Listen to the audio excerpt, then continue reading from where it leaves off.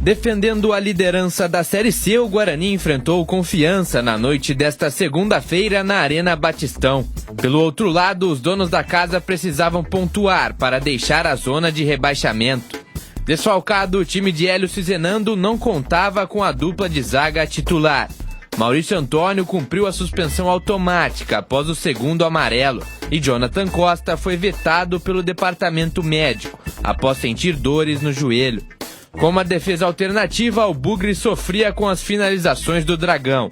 Aos 18 minutos, Kaique França fez essa grande defesa após o chute de Gabriel Zeca dentro da grande área.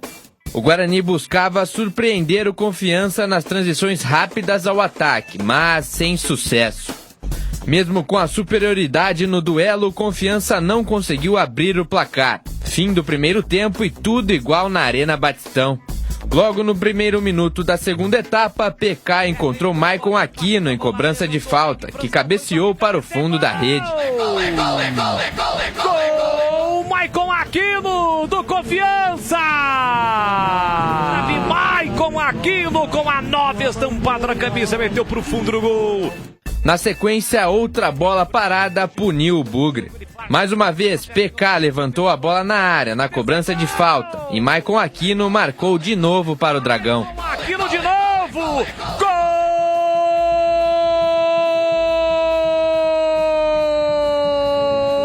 Gol do Confiança! Maicon Aquino tem a 9 estampada na camisa. Atrás do placar, o Guarani precisou se lançar ao ataque, mas o sistema defensivo ainda sofria com a transição rápida do Confiança. Aos 11 minutos, Natan Melo acertou o PK sem a bola. O meia, que já tinha cartão amarelo, recebeu o segundo e deixou a partida mais cedo. O Bugre buscava diminuir a vantagem dos donos da casa, mas Inayan parou no goleiro. Fim de jogo em Aracaju, Confiança 2, Guarani 0. Com o resultado, o Bugre permanece na liderança da Série C pelo bom saldo de gols, mas com os mesmos 21 pontos do vice-líder Brusque. O Guarani volta a campo no próximo domingo contra o Figueirense, novamente fora de casa. Acho que um dia típico, né, a nossa equipe. Não fizemos um bom jogo, acho que agora é recuperar os atletas, é o mais importante. Já corrigir esse e já pensar no Figueirense, uma grande equipe também, equipe que vem crescendo na competição, e nós temos que ir lá pelo menos pontuar. Para chamar uma equipe ideal, para chegar lá também, ter a estratégia para não cometer os erros que tivemos aqui nesse jogo hoje, para chegar lá e ser o Guarani que sempre foi, forte, marcando alto, pressionando. Eu acho que isso que é o ideal para essa próxima partida. Vamos lá, Breno, a sua opinião, você que acompanhou o jogo, fez a reportagem da derrota bugrina. Aliás, grande audiência da Rádio Bandeirantes nesse jogo, Batista. Agora, o Guarani sentiu muito as ausências da dupla de zaga, do Maurício Antônio e do Jonathan Costa, também sentiu muito a ausência do William Farias, 3 pilares da defesa do Guarani que fizeram muita falta. E dá pra ver nesse elenco que praticamente não tem substitutos, né? Porque os jogadores titulares, considerados titulares, são muito bons, mas nessas posições, especificamente, é difícil pro Hélio Cizenando montar o time. Quando o Guarani perdeu do Ituano, tava sem o Jonathan Costa, e dessa vez, de novo, sem o Jonathan Costa. Ele e o Maurício formam a dupla de zaga ideal do Guarani. Agora, não é terra arrasada porque o Guarani perdeu o segundo jogo, né? O Hélio Cizenando tá tentando dar um encaixe, a melhor formação. Bom, o que se deve tirar de lição, na minha opinião, para esse jogo? Situações para a segunda fase. Tem jogadores que não têm condição de jogar com a camisa do Guarani. Eu vou citar o Rafael Donato, a gente esperava muito dele, liderança dele, mas dentro de campo, em todos os jogos que ele atuou, muito mal. Muito lento. Outro jogador, o Rafael, desde o ano passado, é só pegar o derby decisivo no Majestoso contra a Ponte, os 2 gols, quem que falhou? Rafael. Ontem, quem que falhou nos 2 gols? O Rafael, falhou na marcação.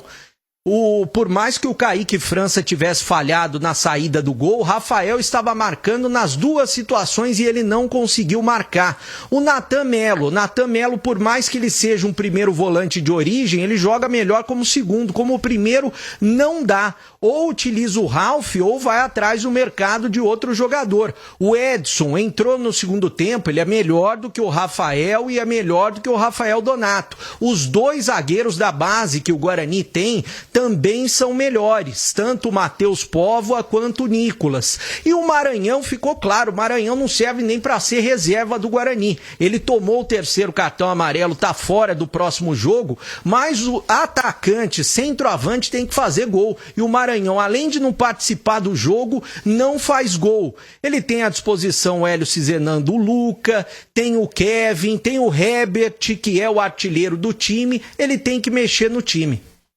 Bom, nós vamos ouvir aqui o Tigrão e o CH, mas antes o lance da expulsão do Natan Melo. Dá uma olhada, veja se você concorda. O lance é esse. Tomou amarelo. Lance para amarelo, tomou amarelo. Mas ele... lá. Não, o jogador ia entrar na área e ia para a cara do gol. E ele calça, falta por trás, lance para cartão amarelo. Já tinha amarelo. Ele tinha feito uma falta besta no primeiro tempo, puxou a camisa do jogador do Confiança. Então, expulsão absolutamente correta. Você vê que ninguém nem reclama, né? E ele perdendo o tempo da bola, ele vai acompanhar o atleta. Ó, ninguém reclama, ó, os jogadores do Guarani, ó, todos inertes. Olha lá, ele sabendo que já tem um amarelo, deu o bote ali atrasado na bola, né? Pega só o atleta. Então, indiscutível o acerto do árbitro na expulsão do Natan Melo, que aliás foi muito mal. CH. Expulsão correta. E você, Breno?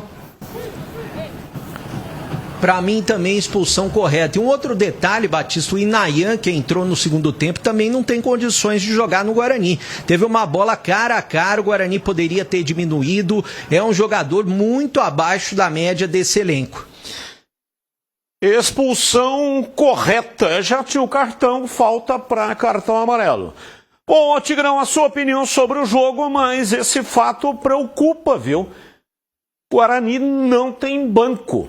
Vai ter que contratar especialmente zagueiros aí na janela. Quando abre a janela, 20 de julho. A preocupação não é com essa fase. Essa aqui o Guarani vai classificar aí com o pé nas costas. Eu estou falando é do quadrangular. Erros desse tipo, derrotas como essa, nessa fase é suportável.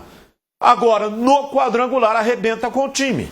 Não consegue se recuperar. É turno em retorno, um torneio muito curto. É um alerta. Eu acho que perdeu no momento em que a liderança é mantida. Vai agora para Florianópolis pegar o Figueirense, que vem crescendo. O Figueirense, acho que nas últimas 8 partidas não perdeu, 6 ou 8. Pois o Breno dá uma olhada aí. Né? Vem empatando, ganhando, vem se recuperando na competição. Jogo duro de novo.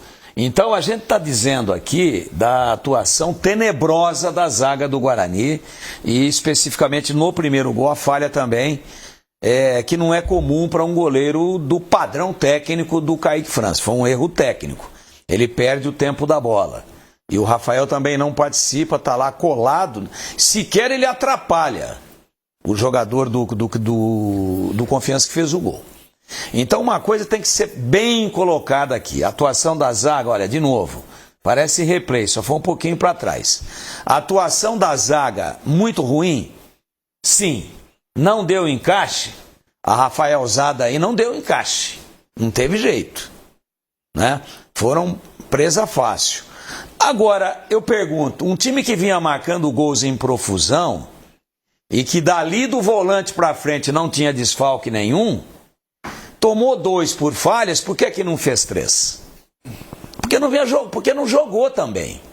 Então jogar tudo nas costas do sistema defensivo é fácil, é o óbvio. E a gente demonstrava a semana inteira, todos nós, essa preocupação com a possível ausência dos 2 zagueiros titulares e do volante, e do lateral esquerdo, o Emerson. E o volante, que é o anjo da guarda, que é o William Farias, que joga na frente dos zagueiros, também não jogou. E aí a gente estava demonstrando preocupação e eu fui dar uma olhada nos números. Veja bem, em 10 jogos, o Confiança tinha feito 4 gols. Dos piores ataques do campeonato. 4 gols em 10. Dá menos de meio gol por jogo. Aí vai o Guarani enfrentar esse time aí, vamos lá. Tudo bem, estava desfalcado, mas eu achei que o time também estava acomodadão, salto, excesso de confiança, achou que ia ganhar no momento em que bem entendesse, começou o jogo metendo pressão, empurrando o Confiança para trás, só que a hora que foi exigido, respondeu mal. Então o time como um todo jogou mal. E disse o Hélio Cizenando, com acerto. Ele disse, um jogo atípico, nós não fomos bem, o time não jogou bem, vamos recuperar o elenco e partir para Florianópolis. É isso mesmo, não vai ganhar todas. Agora ficou latente que esse problema da defesa aí, o Guarani tem 2 derrotas. Uma contra o Ituano e uma ontem, contra o Confiança. E nas 2 a defesa estava desfalcada. Então tá meio que claro. Agora João Paulo não jogou nada.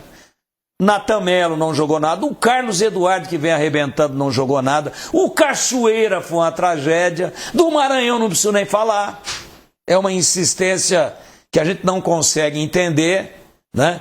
O Cachoeira foi sacado com um primeiro tempo horroroso e tinha opções no banco, tinha a Herbert, tinha a Luca, tinha Guilherme Parede, que sempre entra bem. Sabe que horas foi sacado o Cachoeira? A 38 do segundo tempo, quando a vaca já tinha ido para o brejo com chifre, rabo e demais acessórios. Aí não adianta mais mexer. Então não deu nada certo. Vitória absolutamente correta do Confiança. A vaca, além do chifre e o rabo, tem outros acessórios. Outros. E tem o Wi-Fi também? Tem Wi-Fi. E tem entrada USB na vaca? Bom, aí precisa perguntar pro Touro. Bom, CH, a sua opinião, Guarani derrotado 2-0 pro Confiança, o que significa isso? Pouca coisa. Eu acho que alguns pontos tem que você prestar atenção. 2 gols de bola parada.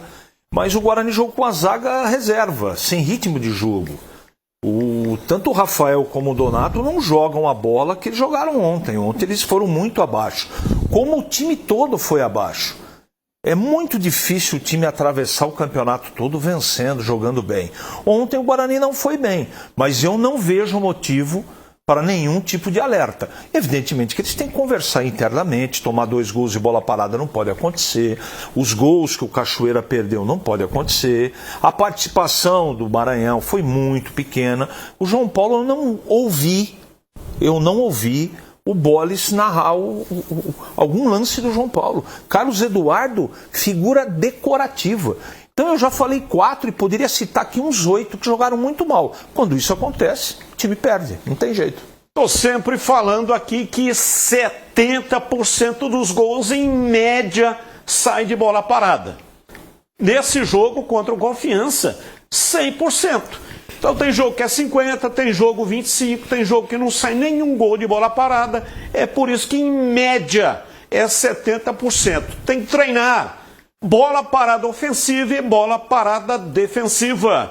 Breno Beretta, qual é a informação importante que você tem? Bom, Batista, pelo que eu sei, né, o Guarani deve negociar jogadores nessa janela até para diminuir a folha e poder contratar pontualmente reforços para a reta final da Série C. Eu sei que o Dentinho, por exemplo, ele tem mercado, já tem propostas. O Mirandinha perdeu muito espaço no Guarani, ele que era titular, para mim é bom jogador e deveria continuar, mas ele tem mercado e também tem propostas. Então são 2 jogadores que podem ser negociados nessa janela.